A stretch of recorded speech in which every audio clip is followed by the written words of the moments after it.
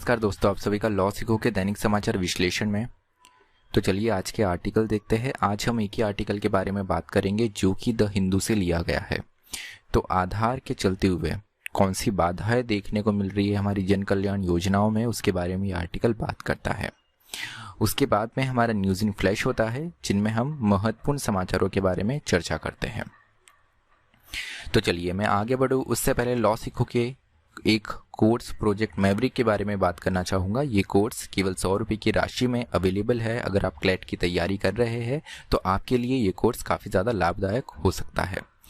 आज का MCQ देखते हैं, वह यह है कि S-400 मिसाइल निम्न में से किस देश से ताल्लुक़ रखती है। आपका ऑप्शन ए है रशिया, ऑप्शन बी है इंडिया, ऑप्शन सी है ईरान या ऑप्शन डी इजराइल। जो भी आपका उत्तर हो कमेंट बॉक्स में ज़रूर लिखिएगा।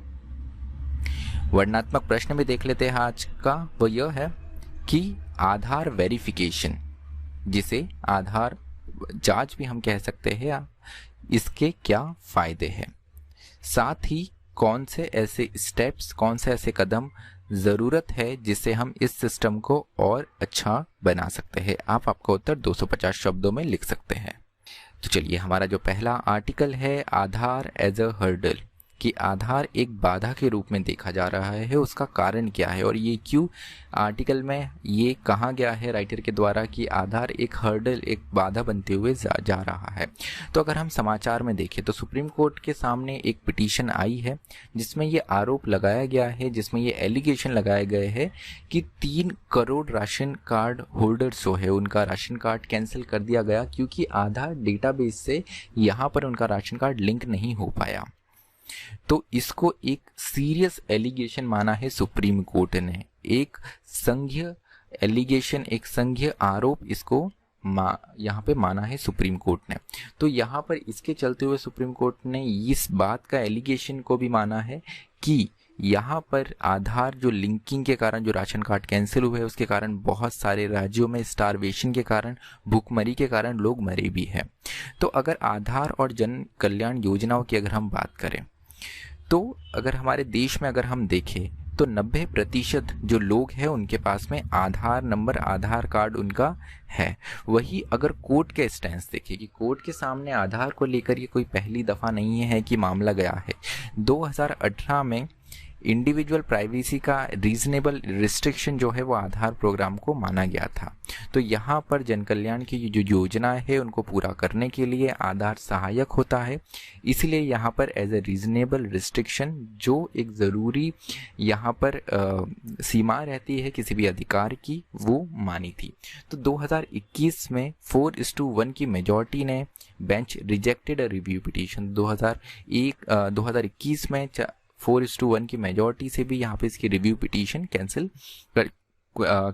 रिजेक्ट कर दी गई थी। तो यहाँ पर इस जजमेंट में जो 2000 का जजमेंट है, 2018 का जजमेंट है, उसमें एक महत्वपूर्ण बात ये कही गई है कि मान लीजिए अगर किसी का डेटा मैच नहीं हो पाता है आधार के चलते हुए तो वहाँ पर आप उसको जन कल्याण योजनाओं से बाहर नहीं रख सकते हैं। सरकार को कोई ना कोई एक अल्टरनेटिव मेथड वहाँ पे लेकर आनी चाहिए, लेकिन अभी तक हमारे सिस्टम में ऐसी कुछ मजबूत व्यवस्था हमें देखने को नहीं मिली है। तो यहाँ पे इश्यूज़ विद आधार, कौन सी ऐसी चुनौतियाँ हैं जो आधार से जुड़े हुए, ऐसे कौन से इश्यूज़ है उनके बारे में हम जानेंगे। तो सबसे पहले कि सिस्टम जो है आधार का, ये राइटर बता रहे हैं कि इतना सफिशिएंट नहीं है, इतना मजबूत नहीं है जिस तरीके से इसका ऑथेंटिकेशन और अपडेट किया जाता है।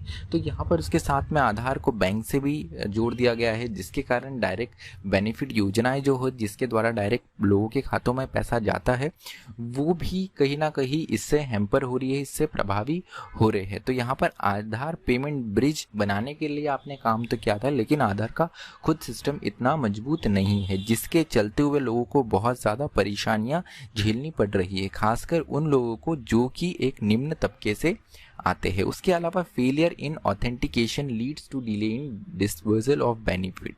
तो जैसे मैंने बताया कि यहाँ पर आप ऑथेंटिकेशन नहीं कर पाते हैं। इसके कारण बहुत सी ऐसी जन कल्याण योजनाएं हैं जिनका फ़ायदा जो है वो बेनिफिशियरी जो लाभकारी लोग हैं उन तक नहीं पहुंच पाता है। और कई बार ऐसा भी देखने को मिला है कि यहाँ पे आधार अपडेट नहीं हो पाया तो उसके कारण उनका नाम उस स्कीम से, उस लाभ से चले भी जाता है, कैंसिल भी कर दिया जाता है। जैसा एक एलिगेशन अभी सुप्रीम कोर्ट के सामने एक पिटिशन फाइल लगाते हुए एलिगेशन करा है कि 3 करोड़ लोगों के आधार कार्ड कैंसिल कर दिए गए हैं।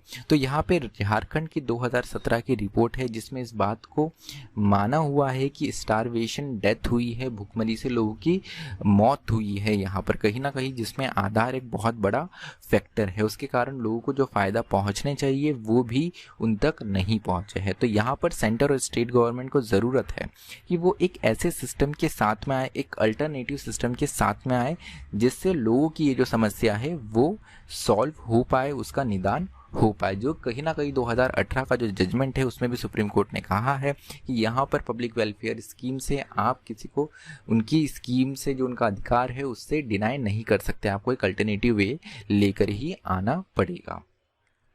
तो आधार के बारे में थोड़ा शॉर्ट में हम जान लेते हैं, थोड़ा संक्षिप्त में हम जान लेते हैं। मई 2012 में जो है आधार को सबसे पहले लिंक करा गया था Mahatma Gandhi national rural employment guarantee scheme से, जिसे हम मनरेगा कहते हैं। फिर उसके बाद में ये एलपीजी के डायरेक्ट बेनिफिट के लिए फरवरी 2013 में इंट्रोड्यूस किया गया। फिर उसके बाद में 2015 में जो है इसे कहीं ना कहीं ये बात की गई कि इसे वोटर आईडी से भी लिंक किया जाए। फिर उसके बाद में पब्लिक डिस्ट्रीब्यूशन सिस्टम जो है उससे 2015 सितंबर में लिंक किया गया। 2016 में हमको money bill as a money bill Aadhaar bill जब पास हुआ, आधार एक्ट आया जिसमें बहुत सी जो बेनिफिशियल जो स्कीम्स है, जन कल्याण योजनाएं है, उसे आधार से लिंक किया गया, जिसके बाद में अभी लगातार आधार का जो उपयोग है वो बढ़ते ही जा रहा है।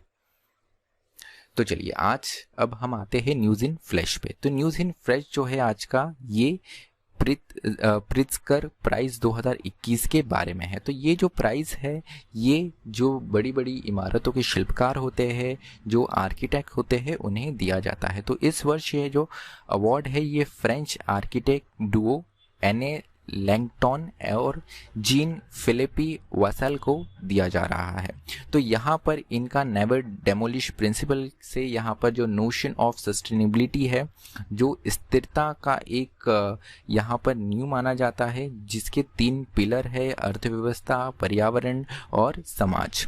इनको देखते हुए इन्होंने इस इमारत की रचना करी है। तो ये जो इनफेमस ग्लास पिरामिड है, ग्लास का एक पिरामिड इन्होंने बनाया है, ये पेरिस में स्थित है। इसी को देखते हुए इन्हें इस वर्ष यह प्राइज दिया गया है। तो चलिए आज का जो हमारा विश्लेषण है वो यही समाप्त होता है। अधिक जानकारी के लिए आप लॉ सीखो की वेबसाइट विजिट कर सकते हैं। मुझे सुनने के लिए आप सभी का धन्यवाद। स्टे ट्यून्ड टू लॉ सीखो।